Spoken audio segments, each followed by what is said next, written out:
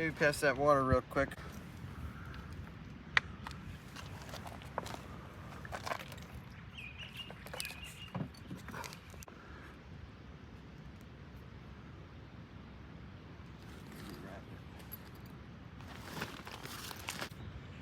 So, can you tell me? Trevor Safara. Trevor, how long you lived here, man? Moved here about 02. Did you ever imagine anything like this? 10 years ago there was a fire in town, and I was sitting right on this beach. You can see it going up. Predicted like maybe the town was going to go down, you know, but they managed to save it that time. But this time there was too much wind. So, I mean, this town's made of wood, and it's in tropical Nowhereville. There's one road in, one road out. So if it goes up, it's going to go up. So, you know, that time 10 years ago, yeah, I thought that was possible. And then this time it was just 140 mile per hour wind. And one little spark, one little grill could light up the whole town. Could have been a cigarette, could have been anything. But when I was sitting on my porch watching the fire across the highway, I didn't think it could jump. But the wind was just so strong. There's power lines going down left and right of my house. And then you start seeing those little sparks fly up over the highway and burn out. And then one lights on your neighbor's house, and then one lights on your other neighbor's house, and then you're surrounded. And then you got about 5 minutes right there till you're gonna be dead. So you just run, and then continue to run to watch the fire, and just run. That's what we did all the way to Poco. It's like 10 miles down the road. The cops kept pushing us. Old people, you know, young people, people in wheelchairs, asking for help. And then they had no resources down there. So I just walked back into town with my friend, and then I stepped on a nail. And that's where I'm at right now, trying to get out of here without, you know, healthy foot. You seem numb, man. What are your emotions like? Do you have any? You know, it's typically my way of being, but it's stressful, you know. The first day was shock, and the second day you're just looking out at the rubbish. And then today is like, let's get out of here. You know, I'm sick of this shit. You know, but I don't want to cause no harm, and like I just want to. You know, I lost my job, so I guess, you know, I got nothing better to do right now than rummage around, but, you know, getting hungry. Yeah. When was the last time you ate, man? Well, on day one, I had a couple snacks, like graham crackers and stuff that you can carry. So basically then, day two, I mean, you get the water, had a little wine, drank a bottle of wine, and sat and watched the crews come through. There was the police, the Coast Guard, the mayor, the governor, the electric company, the water company, and then volunteers came through. Finally, the only person who helped me was the volunteers. The regular Joes. They finally came up, gave me that water bottle that you drank from, and they taped up my foot, gave me some supplies like those band-aids. What's the situation with your home, man? Oh, it looks like this. I went and looked at it. It's just all burnt down. Yeah, I mean, the bikes are gone, the cars are gone. Yeah, the whole town's like this, basically. A couple of people got lucky. There's one house right down there, the only house on the block. Didn't get touched. Did you ever think at some point you might die? I had to run for my life twice.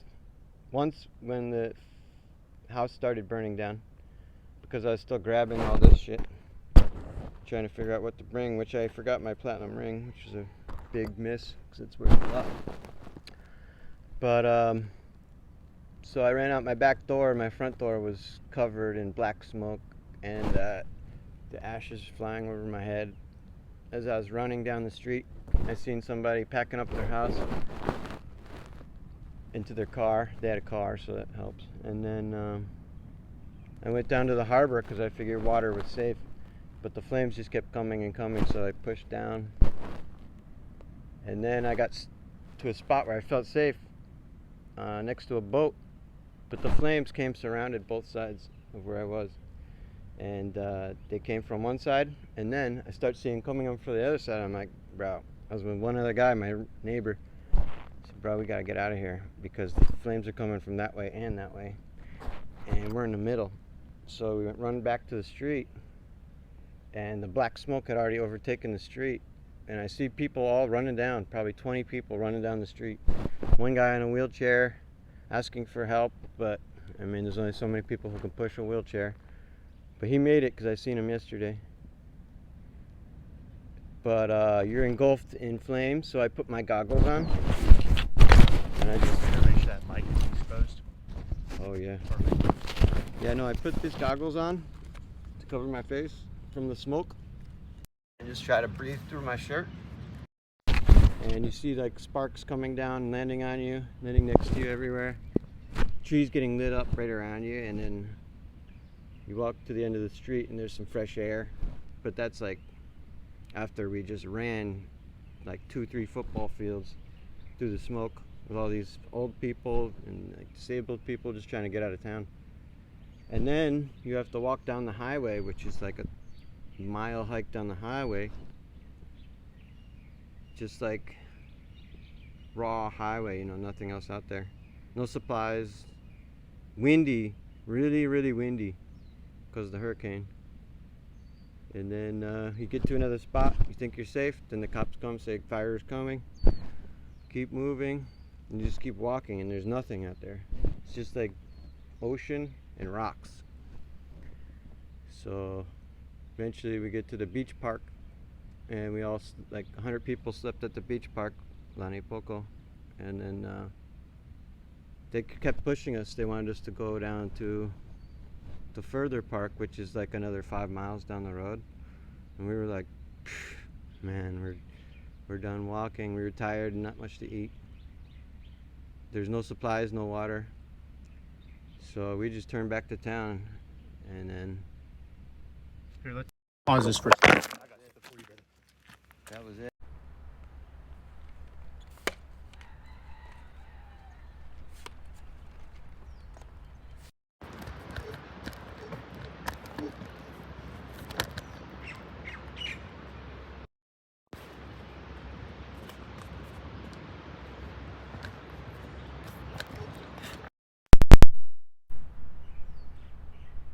So what was the situation with the tourists that you were?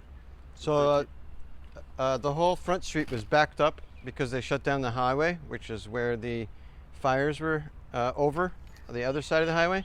So all the tourists who were going to Kanapali, which is a hotel rich area right up north, they were all backed up on this front street road, and they were yelling to me, "What's going on?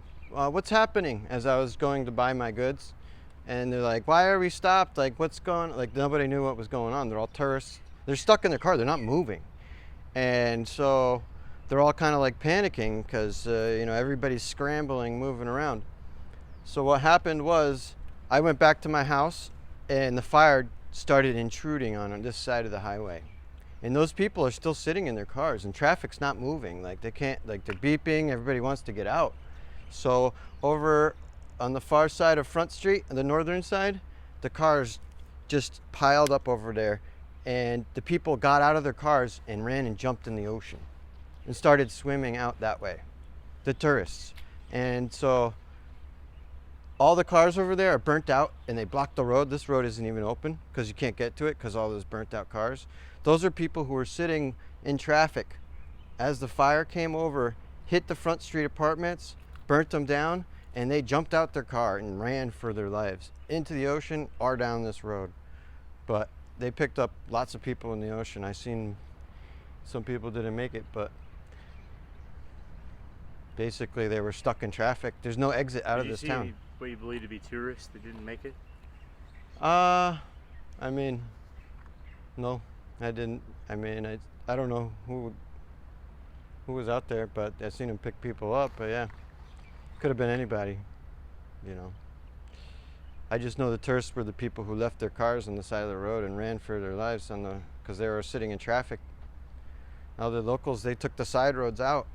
I seen them on my road just running through the cones because they shut the road down because the electric poles were there, dropping down, and there were people driving beneath electric wires. How do you think you're gonna cope with this going forward, man? Do you think you'll ever be the same? I have to figure out where to live, you know, that's all. Like mentally, man, how are you gonna I don't go think, forward, man? Like, I mean, is it this sucks. gonna mess you up? No, I don't think so. Strong man. I mean, just get another job, go to another place. We just went through a pandemic, you know, it's like, But you watched that every- was mind you just altering, but hundreds of people die, man. Like, I hope you're okay. yeah, I mean, I haven't processed it yet, so. Yeah, you're just kind of numb. Yeah. Okay. Until I get to a shower and good food and sit down and have a chance to clean up and be healthy again, probably have a moment where I figure out what's going on. Wow. It's incredible, man. Is there anything else you'd like to add in there, man? Your story's pretty incredible to me. It's just that, you know, there wasn't any response for the people. Like, we all were walking down the highway, there was no water. There was nobody driving in, they shut off the road, so nobody could come from Kihei and bring us resources like food. So we were all out there, like, it was chaos. And maybe next time they can figure out an emergency plan a little better, you know? Because, I mean, it was chaos. That's not the way it's supposed to be, I don't think, but, you know, we're in a modern society. How can you let your town burn down without saving the people or giving them resources for days, you know? So that's my last point. Thank you, man. Yeah. Get the mic off you here. Oh yeah, you can take this back. I don't need them.